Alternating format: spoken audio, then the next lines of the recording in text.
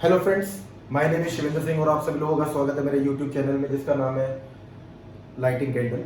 और जैसा आपको ऑलरेडी पता है कि हमारी एक बेसिक इलेक्ट्रिकल टेक्नोलॉजी सीरीज चल रही है जिसमें हम डीसी नेटवर्क थ्योरम्स पे अभी आजकल बात कर रहे हैं। और उसमें जो हमने लास्ट वीडियो में देखा था वो सोर्स कन्वर्जन के ऊपर हमने बात की थी। तो इस वीडियो में हम एक एग्जाम्पल प्रॉब्लम ले रहे हैं और उस एग्जाम्पल प्रॉब्लम में हम देख रहे हैं कि कैसे हम सोर्स कन्वर्जन टेक्निक को यूज करके उस प्रॉब्लम को सॉल्व कर सकते हैं। तो ये हमारा एग्जाम्पल प्रॉब्लम है जिसमें हमारा एक वोल्टेज सोर्स लगा हुआ है 6 वोल्ट का कांस्टेंट वोल्टेज सोर्स है, एक कांस्टेंट करंट सोर्स है 3 एम्पीयर का, और यहाँ पे हमारा एक लोड रेजिस्टेंस लगा हुआ है 3 ओम का। जिस लोड रेजिस्टेंस में हमें करंट फाइंड आउट करना है using the source conversion theorem.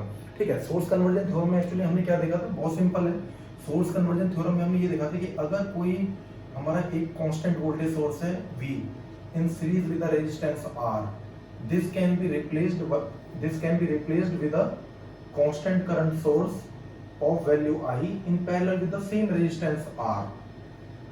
Okay, and this is vice versa also. If we have a constant current source I in parallel with the resistance R, it can be replaced with a constant voltage source V in series with the resistance R. The only formula is this voltage will be equal to I into R. तो अगर हमारे पास constant voltage source है, हमें current I निकालना, तो that constant current source will become I equal to V by R। और अगर हमारे पास कांस्टेंट करंट सोर्स I है और हमें कांस्टेंट वोल्टेज सोर्स निकालना है V, तो V is equal to I into R। Simple, बस ये हमें फॉर्मूला ध्यान रखना है। ठीक है, तो इस फॉर्मूला को ध्यान रखते हुए हम इस प्रॉब्लम को सॉल्व करने की कोशिश करें। अब देखें, हमें अल्टीमेट हमारा पर्पस क्या है। हमारा पर्पस है कि हमें इस 3 ओम के रेजिस्टेंस में करंट निकालना है। अब 3 ओम के रेजिस्टेंस में वही करंट होगा जो इस 1 ओम के रेजिस्टेंस में, क्योंकि ये दोनों सीरीज में है।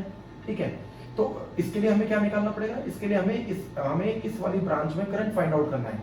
इस वाली ब्रांच में करंट फाइंड आउट करने के लिए अब यहाँ पे हमारा ये 3 एम्पीयर का करंट सोर्स लग गया है, लेकिन हमें ये नहीं पता यहाँ से तो 3 एम्पीयर का करंट आ रहा है, यहाँ पे जो करंट जा रहा है वो हमको निकालना है, बट यहाँ से कितना करंट आ रहा है वो नहीं हमें नहीं पता है।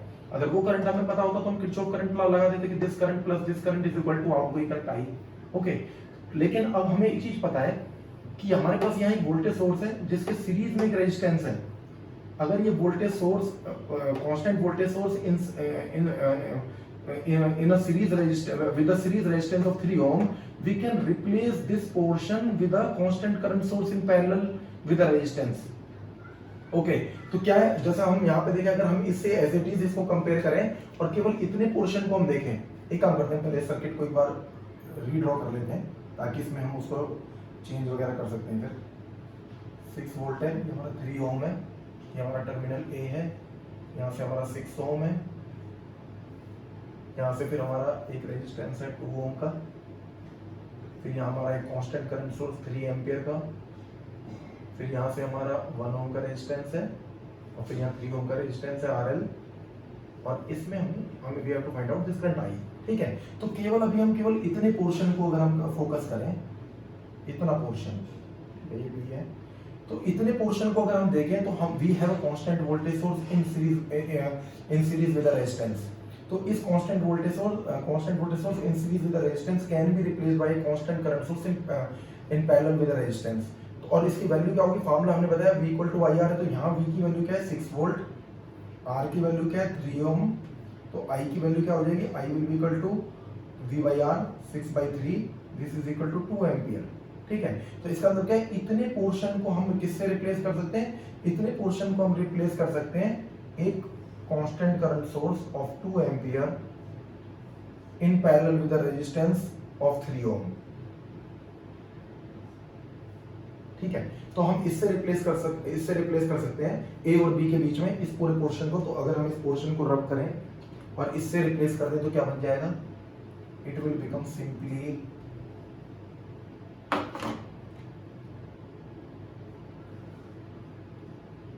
2 ampere source constant current source in parallel with the 3 ohm resistance. Ohm को अगर ना भी हम कहीं पे लगाएं तो ये इम्प्लिसिट है कि this is in ohms only.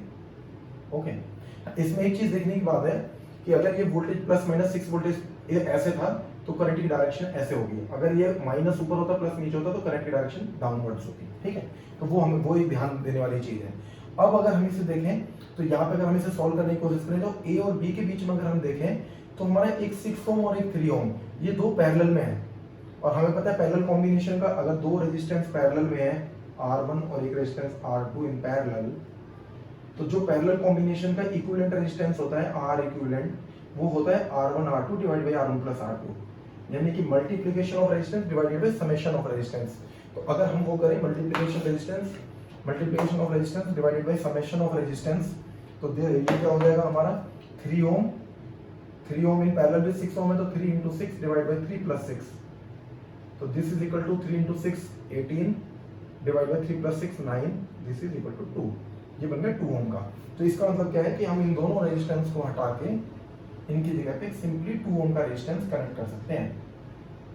ठीक है, तो यहाँ पे क्या करेंगे, यहाँ पे हम एक 2 ओम का रेजिस्टेंस लगा दिया हमने। ठीक है, एक 2 ओम का रेजिस्टेंस लगा दिया। अब अगर हम ध्यान से देखें तो हमारे पास एक 2 एम्पियर का करंट सोर्स है इन parallel with the 2 Om resistance. ठीक है, अब एक्चुअली हम ऐसा क्यों करते जा रहे हैं, है ना, हम ऐसा क्यों करते जा रहे हैं, हम ऐसा इसलिए कर रहे हैं क्योंकि मुझे पता है मेरे पास यहाँ एक रेजिस्टेंस है जो सीरीज में आ रहा है। तो अगर मैं इसको एक constant current source in parallel with the resistance को अगर मैं कन्वर्ट कर देता हूँ एक voltage source in series with the resistance, तो वो रेजिस्टेंस इस रेजिस्टेंस के साथ सीरीज में आ जाएगा, तो सोल्व करना आसान हो जाएगा, है ना। तो इसी तरीके से हम पहले क्या था, हमें पता था कि पैरेलल में एक रेजिस्टेंस है, तो अगर हम इस वोल्टेज सोर्स को in series with the resistance को current source in parallel with the resistance कर देंगे तो वो 6 ओम की प्रॉब्लम सॉल्व हो जाएगी। तो सेम जैसे 6 ओम की प्रॉब्लम सॉल्व हुई उसी तरीके से हमें ये 2 ओम की प्रॉब्लम सॉल्व करनी है। तो इस 2 ओम की प्रॉब्लम को सॉल्व करने के लिए हम क्या करेंगे, ये जो हमारा इतना पोर्शन है एक constant current source in parallel with the resistance, उसको हम कन्वर्ट कर देंगे एक constant voltage source in series with the resistance. Same formula अगर हम लगाएं, यहाँ पे हमारे पास I है 2 एम्पियर, R है हमारे पास 2 ओम, तो V इक्वल टू हो जाएगा IR, this is equal to 2 into 2, it means 4 volt का voltage source in series with the resistance of 2 ohm. तो इसका मतलब क्या है, इस तरीके से प्लस माइनस 4 वोल्ट का source in series with the 2 ohm का रेजिस्टेंस, तो हम इसको इस तरीके से रिप्लेस कर सकते हैं A और B पॉइंट के बीच में। ठीक है, तो हम क्या करेंगे, इसलिए हम क्या कर सकते हैं, ये जो इतना पोर्शन है, ये जो हमारा पोर्शन है, इस पोर्शन को हम चेंज कर सकते हैं, चेंज करके हम इसको बना सकते हैं क्या, plus minus 4 volt in series with 2 ohm resistance, and this terminal is A, this terminal of B। Okay, अब हम अगर देखें तो हमारे पास, अब अगर हम देखें तो हमारे पास में, अब अगर हम देखें तो हमारे पास में एक 4 वोल्ट है। अब ये जो दोनों रेजिस्टेंस है हमारे 2 ओम और 2 ओम के रेजिस्टेंस, वो सीरीज में आ गए। तो अब ये 2 ओम सीरीज में आ गए, हमें पता है कि सीरीज कॉम्बिनेशन में क्या होता है, अगर हमारा एक रेजिस्टेंस R1 है और दूसरा रेजिस्टेंस R2 है, और इस सीरीज कॉम्बिनेशन का इक्विवेलेंट रेजिस्टेंस निकालना है, तो सीरीज में सिंपली ऐड हो जाते हैं R1 प्लस R2, बहुत सिंपल है। तो R1 प्लस R2 को सिंपली अगर हम ऐड कर देंगे तो ये 2 ओम का जो रेजिस्टेंस है, इस 2 ओम के रेजिस्टेंस को, इससे पहले अगर हम चाहें तो हम इस पॉइंट का एक नाम C दे सकते हैं, इस पॉइंट को। ठीक है, ताकि ये पॉइंट हमारा C है, तो क्योंकि अब क्या होगा, अब पॉइंट A हट जाएगा, उसकी जरूरत नहीं है। तो 2 ओम का रेजिस्टेंस हो गया 4 ओम। तो यहाँ से C पॉइंट के बीच में अगर हम देखें तो we can connected like 4 ohm resistance. ठीक है, अब अगर हम एक चीज देखें, बहुत सिंपल है, हमारे पास एक 3 एम्पियर का करंट सोर्स है, ये हमें पता है 3 एम्पियर करंट पॉइंट C पे एंटर कर रहा है, I करंट वहां से लीव कर रहा है। अगर हमें ये करंट और पता लग जाए, ये करंट और पता लग जाए तो हमारा सर्किट सॉल्व हो जाएगा। ठीक है, इसका मतलब क्या है, अब यहाँ पे लेकिन क्या है, क्योंकि यहाँ तो करंट कांस्टेंट करंट सोर्स है, यहाँ तो वोल्टेज सोर्स है, तो अब क्या कर सकते हैं, अगर हम इसको एक कांस्टेंट करंट सोर्स में कन्वर्ट कर देंगे तो ये बहुत इजी हो जाएगा, है ना।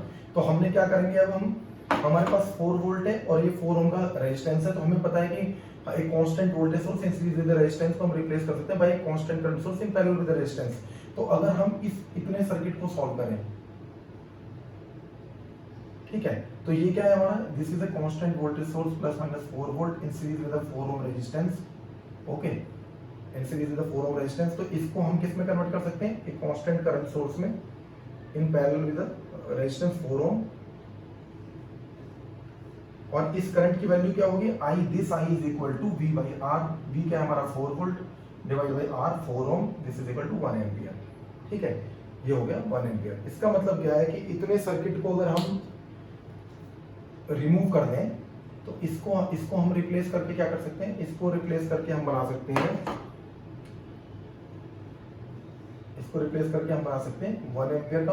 करंट की डायरेक्शन का जरूर ध्यान देना है, क्योंकि इस तरीके से प्लस ऊपर का माइनस नीचे था, तो इसलिए करंट की डायरेक्शन अपवर्ड आएगी। 1 एम्पियर और यहाँ पैरेलल में हमारा एक रेजिस्टेंस है 4 ओम का। ठीक है, ये आ गया हमारा।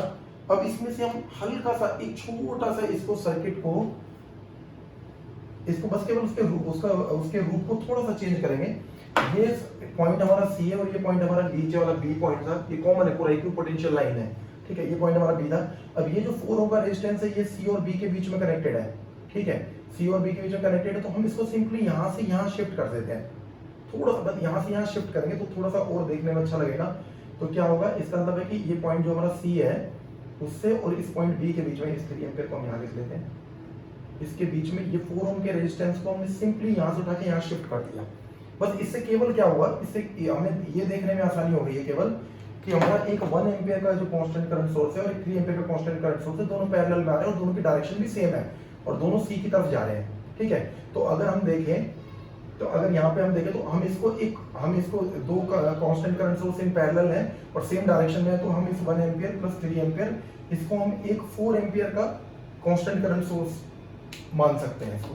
ठीक है, तो यहाँ से हमारा क्या हो जाएगा, इनको हमने रिप्लेस किया तो हमारा इस इन पॉइंट्स के बीच में ये एक 4 एम्पीयर का कांस्टेंट करंट सोर्स लग गया। अब अगर हम देखें पॉइंट सी पर, अगर हम देखें इसको भी हम थोड़ा सा और क्लैरिटी आ जाएगी अगर हम इसको ऐसे कनेक्ट कर देंगे। ओके, ऐसे कनेक्ट कर दें। अब हम देखें तो अगर हम पॉइंट सी पर अगर हम केसीएल अप्लाई करें, Kirchhoff current law, Kirchhoff current क्या लॉ क्या कहता है, the algebraic sum of all the currents meeting at a node is 0, या क्या कहता है कि total incoming current is equal to total incoming current at any node is equal to total outgoing current. तो यहाँ मान लेते हैं हमारा करंट आई था, ये करंट मान लेते हैं इसको हम कहते हैं I1 है, तो किरचॉफ करंट लॉ सी पे अगर हम लगाए तो 4 एम्पीयर करंट इन आ रहा है, this is equal to total outgoing current. Total outgoing current क्या होगा, I1 प्लस में I। ठीक है, अब हम एक सिंपल सी चीज देखें तो ये जो दो पाथ हमारे हैं, एक हमारा है 4 ओम का पाथ और दूसरा भी हमारा 1 ओम प्लस 3 ओम 4 ओम का पाथ। अब हमें बताए कि अगर कोई भी करंट हमारा आ रहा है, जैसे ये 4 एम्पीयर है और पैरेलल में दो इक्वल रेजिस्टेंसेस हैं, उनकी कुछ भी वैल्यू हो, यहाँ पे 4 ओम बन गया, अगर 4 ओम ना होकर के इनकी वैल्यू कुछ भी होती, 1 के भी होती, अगर 2 के भी होती, 100 ओम भी होती, अगर वो वैल्यू सेम होती तो करंट सिंपली हाफ डिवाइड हो जाता। क्योंकि इसके लिए, चलो मैं इसके लिए थोड़ा एक बता देता हूँ कि एक हमारा करंट डिवाइडर रूल होता है। करंट डिवाइडर रूल क्या कहता है हमारा कि अगर हमारे दो रेजिस्टेंस पैरेलल में, एक R1 है, एक रेजिस्टेंस हमारा R2 है, यहाँ से टोटल करंट हमारा I आ रहा है और दो पार्ट में डिवाइड हो रहा है I1 I2, तो जो I1 करंट निकलता है वो कैसे निकलता है, R2 divided by R1 plus R2 into में I, और I2 कैसे निकलता है, R1 divided by R1 plus R2, दूसरे वाला रेजिस्टेंस की टर्म आती है इनटू I। ठीक है, और इसको अगर हम सिंपल, अगर इसमें क्या, अगर हमारे ये R1 इक्वल टू R2 हो जाए, इक्वल टू R हो जाए, तो सिंपल सी बात है I1 इक्वल टू क्या होगा, R2 भी R है divide by R1 plus R2, यानी R plus R into I, तो this is equal to R divide by R plus R, यानी 2R इनटू I, R से R cancel into I by 2। तो इसका simple सा मतलब है कि अगर दो रेजिस्टेंस इक्वल वैल्यू के हैं तो जो करंट आ रहा है वो इक्वली डिवाइड हो जाएगा। ठीक है, या अगर हम फार्मूले से निकालेंगे तो भी वो निकल के आ रहा है I बाई 2। तो इसका मतलब 4 एम्पीयर करंट अगर इधर जा रहा है तो उसमें से 2 एम्पीयर करंट इस 4 ओम के रेजिस्टेंस में जाएगा और 2 एम्पीयर करंट जो है वो इस 1 ओम रेजिस्टेंस में भी जाएगा और 3 ओम रेजिस्टेंस में भी जाएगा। तो अगर यहाँ से हम देखें तो हमारे पास जो I करंट जो 3 ओम के रेजिस्टेंस में हमारा निकल के आ रहा है, this is equal to 2 ampere. I hope कि आपको ये समझ में आया होगा, और जैसे मैं अपने हर वीडियो में कहता हूँ कि कोई भी प्रॉब्लम अगर मैं सॉल्व करता हूँ तो उस प्रॉब्लम को आप भी पेपर पेन लेके जरूर सॉल्व करके देखिए। ठीक है, क्योंकि मैथमेटिक्स है कहीं पे, तभी जाकर के हम उसके बहुत ज़्यादा प्रैक्टिस करने के बाद ही हम उसे बहुत इजीली सॉल्व कर सकते हैं। ठीक है, तो ये एक प्रॉब्लम थी सोर्स कन्वर्जन के ऊपर। सोर्स कन्वर्जन में मेरे ख्याल से इससे ज़्यादा करने की जरूरत नहीं है, तो दिस इज सफिशिएंट। तो नेक्स्ट वीडियो में हम किसी और टॉपिक को लेकर के आएंगे। Most probably we will talk about independent power sources, मतलब independent voltage source, independent current source, independent voltage source, independent current source, हम उसके ऊपर नेक्स्ट वीडियो में बात करेंगे। ठीक है, मैं उम्मीद करता हूँ कि आपको ये पसंद आया होगा, आपके किसी काम आया होगा, आपको समझ में आया होगा। अगर ऐसा है तो आप मेरे वीडियो को शेयर कीजिए, लाइक कीजिए और मेरे चैनल को सब्सक्राइब कीजिए अगर आप चाहते हैं कि मेरे फ्यूचर की वीडियोज़ भी आपको मिल जाएँ। Till then have a nice day, thank you very much.